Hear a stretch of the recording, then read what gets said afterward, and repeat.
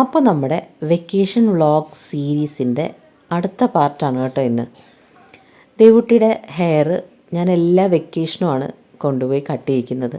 എല്ലാവരും പറയും 3 മാസം കൂടുമ്പം ട്രിം ചെയ്ത് കൊടുക്കണം, 6 മാസം കൂടുമ്പം ട്രിം ചെയ്ത് കൊടുക്കണം എന്നൊക്കെ. പക്ഷേ ഞാൻ എല്ലാ വെക്കേഷൻസിലുമാണ് ദേവുവിൻ്റെ ഹെയർ കട്ട് ചെയ്യാറുള്ളത്. അപ്പോൾ കട്ട് ചെയ്യുന്ന സമയത്ത് അത്യാവശ്യം നല്ല കയറ്റി തന്നെ കട്ട് ചെയ്യും കേട്ടോ. എന്തായാലും ഇയർലി അല്ലേ നമ്മൾ ഹെയർ കട്ട് ചെയ്യുന്നുള്ളൂ. അപ്പോൾ ചെയ്യുമ്പോൾ നല്ല കയറ്റി അങ്ങ് വെട്ടിയേക്കാമെന്ന് വിചാരിച്ചിട്ട് ഞാനങ്ങ് കയറ്റിയാണ് വെട്ടാറുള്ളത്. അത് മാത്രമല്ല, സ്കൂൾ ഓപ്പൺ ചെയ്യുമ്പോഴേക്കും പിന്നെ നമുക്ക് ഡെയിലി ഹെയർ കെട്ടിക്കൊണ്ട് പോകാനാണെങ്കിലും ഇപ്പം നനഞ്ഞ മുടി കെട്ടി വെക്കലൊക്കെ ബുദ്ധിമുട്ടാവും. അങ്ങനെ ഒരുപാട് കാര്യങ്ങളുണ്ടല്ലോ. പിന്നെ സ്കൂളിലേക്ക് പോയിട്ട് വരുമ്പോഴേക്കും പെയിൻ ശല്യം. നമ്മൾ എങ്ങനെയൊക്കെ ഹെയർ വൃത്തിയായി സൂക്ഷിക്കാൻ ശ്രമിച്ചു കഴിഞ്ഞാലും പല പല കാര്യങ്ങൾ, പിന്നെ പൊടിയും അഴുക്കും എല്ലാം കൊണ്ടാണല്ലോ സ്കൂളിൽ നിന്ന് വരിക. അപ്പം പിന്നെ അവരുടെ ഇപ്പോഴത്തെ ഒരു പ്രായത്തിലൊന്നും ഇവിടെ അത്രയും ഹെയർ കെയർ ചെയ്യാറൊന്നും ആയിട്ടില്ലല്ലോ. അപ്പോൾ എല്ലാം കൂടി നമ്മൾ ഹെയർ മാക്സിമം കട്ട് ചെയ്ത് ഒതുക്കി വയ്ക്കാറാണ് പതിവ്. എന്നാൽ ഇവൾക്ക് നീളം അങ്ങനെ ഒരുപാട് ഡിലേ ഇല്ലാണ്ട് നീളം വെക്കുന്ന ഒരു ടൈപ്പ് ഓഫ് ഹെയർ ആണ് ഇപ്പോൾ. ഇനി കുറച്ച് കഴിയുമ്പോൾ എങ്ങനെയായിരിക്കും എന്നറിയാൻ പാടില്ല. ഇപ്പോൾ അങ്ങനെയാണ് എന്തായാലും. പിന്നെ അത് മാത്രമല്ല, കഴിഞ്ഞ വർഷം ഇടയ്ക്കൊരു പനി വന്ന സമയത്ത് ഒരുപാട് ഹെയർ കൊഴിഞ്ഞു പോയി. ഭയങ്കര ഹെയർ ഫോളായിരുന്നു. പിന്നെ ആ ഒരു ടൈം കഴിഞ്ഞപ്പോഴേക്കും അത് തനിയെ അങ്ങ് മാറി. പിന്നെ ഞാൻ കുറച്ചുകൂടിയൊക്കെ കെയർ ചെയ്യാൻ തുടങ്ങി. അപ്പം കുറേ കൂടിയൊക്കെ ബെറ്ററായി ഹെയർ. എന്നാലും ഒരുപാട് ഹെയർ, എനിക്ക് തോന്നുന്നു ഒരു പകുതിയോളം ഹെയർ കൊഴിഞ്ഞു പോയിട്ടുണ്ട്. അതുപോലെ ഹെയർ ഫോളായിരുന്നു കുറച്ച് നാളത്തേക്ക്. അപ്പോൾ ഇപ്രാവശ്യം ഹെയർ കട്ട് ചെയ്തപ്പോൾ, ലാസ്റ്റ് ഇയർ കട്ട് ചെയ്തപ്പോൾ എൻ്റെ അടുത്ത് പറഞ്ഞു അടുത്ത പ്രാവശ്യം എൻ്റെ ഹെയർ കട്ട് ചെയ്യുമ്പം എനിക്ക് ഹെയർ വാഷൊക്കെ ചെയ്ത് ഇതുപോലെ ഏതെങ്കിലും കുറച്ചുകൂടി നല്ല ബെറ്റർ ഒരു പാർലറിൽ പോയിട്ട് വേണം എനിക്ക് ഹെയർ കട്ട് ചെയ്യാൻ എന്നൊക്കെ എൻ്റെ അടുത്ത് മുൻകൂട്ടി പറഞ്ഞിരുന്നു. ഞാൻ സാധാരണ ഹെയർ കട്ട് ചെയ്യിക്കുമ്പം നോർമലി ചെല്ലുന്നു, ഹെയർ കട്ട് ചെയ്യിക്കുന്നു, പോരുന്നു, അത്രയാണ് ചെയ്യാറുണ്ടായിരുന്നത്.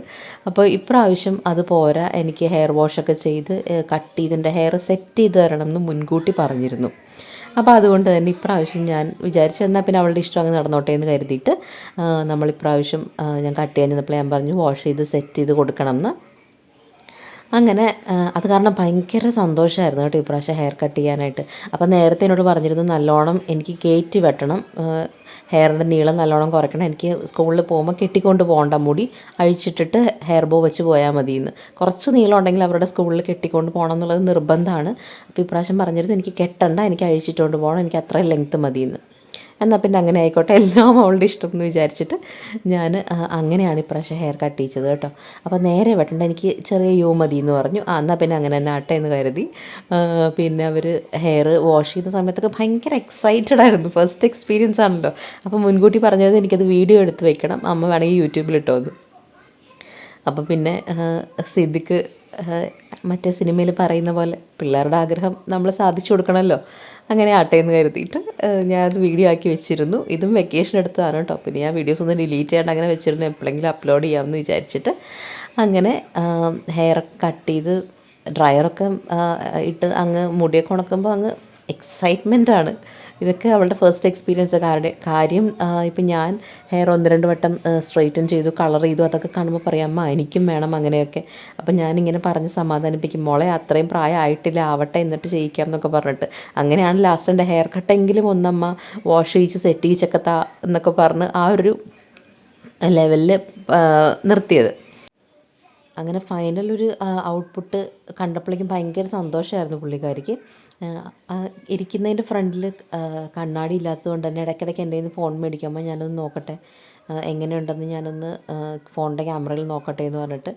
അപ്പം ഫൈനൽ ഔട്ട്പുട്ട് കണ്ടപ്പോൾ ഭയങ്കര സന്തോഷമായിരുന്നു. ഞാൻ വിചാരിച്ച പോലെ കിട്ടി എന്നുള്ളൊരു സന്തോഷമായിരുന്നു പുള്ളിക്കാരിക്ക്. ഡ്രയർ കൊണ്ട് അവർ ഉണക്കിയതും പിന്നെ സെറ്റ് ചെയ്തതും ഒക്കെ കണ്ടപ്പോൾ ഞാൻ നമ്മുടെ വീട്ടിൽ നമ്മൾ ഡ്രയറും സ്ട്രൈറ്റ്നറും ഒക്കെ യൂസ് ചെയ്യുമ്പം എൻ്റെ അടുത്ത് വരും അമ്മ എനിക്കും കൂടി ചെയ്താന്ന് പറഞ്ഞിട്ട്. പക്ഷേ ഞാൻ അടുപ്പിക്കത്തില്ല, ഇപ്പോഴേ വേണ്ട, ഹെയർ ചീത്തയായി പോകുമെന്ന് പറഞ്ഞിട്ട് ഞാൻ ചെയ്ത് കൊടുക്കത്തില്ലായിരുന്നു. അതുകൊണ്ട് തന്നെ ഇതൊക്കെ ഫസ്റ്റ് ടൈം യൂസ് ചെയ്യുന്നതിൻ്റെ ഭയങ്കര ഒരു എക്സൈറ്റ്മെൻ്റ് ആയിരുന്നു അവൾക്ക്. ഇനി ആ ഫുൾ പ്രോസസ്സും കഴിഞ്ഞിട്ട് മിറർ കാണാൻ പോകുന്ന ആ ഒരു എക്സൈറ്റ്മെൻറ്റ് കേട്ടോ. അപ്പുറത്തെ റൂമിലാണ് മിറർ ഇരിക്കുന്നത്. അപ്പോൾ അവിടെ പോയി നോക്കിക്കൊള്ളാൻ അവർ പറഞ്ഞു. അപ്പോൾ അത് കാണാൻ വേണ്ടിയിട്ട് പോകുന്നൊരു എക്സൈറ്റ്മെൻറ്റ് കണ്ടോ.